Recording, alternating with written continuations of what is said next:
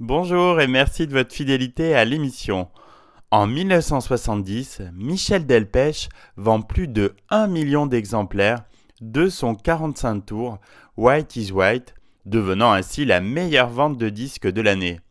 Inspirée par un article paru dans l'Express, cette chanson s'est imposée comme l'hymne d'une génération.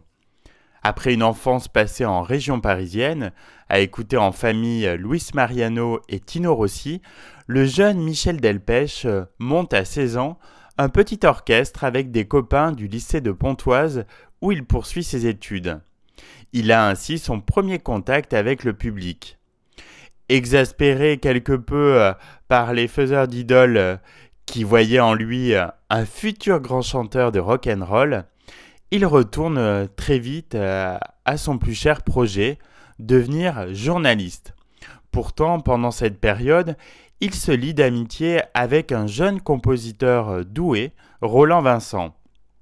Après quelques beaux succès de vente, dont les fameux Chez Lorette et Inventaire 66, Delpech cherche de nouvelles idées. Il faut dire que depuis le début de sa carrière, il a rencontré l'écho d'un public qui s'identifie à lui.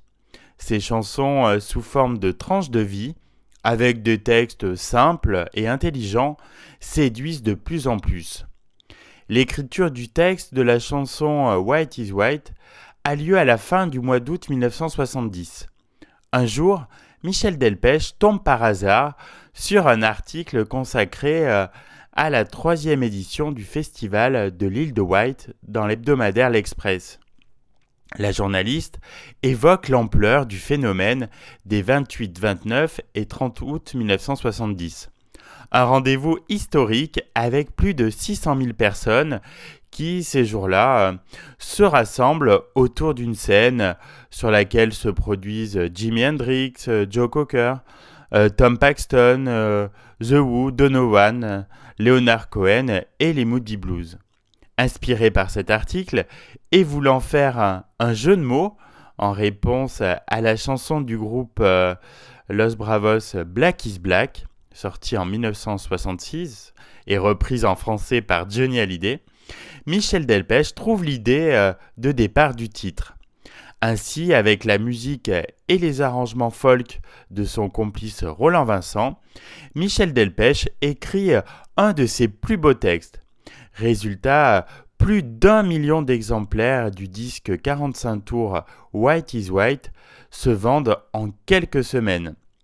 Pour l'anecdote, une polémique éclate à propos de Bob Dylan, qui n'était pas au festival de l'île de White, contrairement à ce que peut laisser entendre la chanson de Michel Delpech. En réalité, Bob Dylan était dans la 2e édition du festival en 1969 et c'est tout simplement pour la rime que Delpech a associé Dylan à Donovan qui lui en revanche était bien dans l'édition 70. Le producteur Eddie Barclay, qui a été le premier à croire en cette chanson, est d'autant plus satisfait quand White is White s'impose en tête du classement annuel des meilleures ventes de disques pour l'année 1970.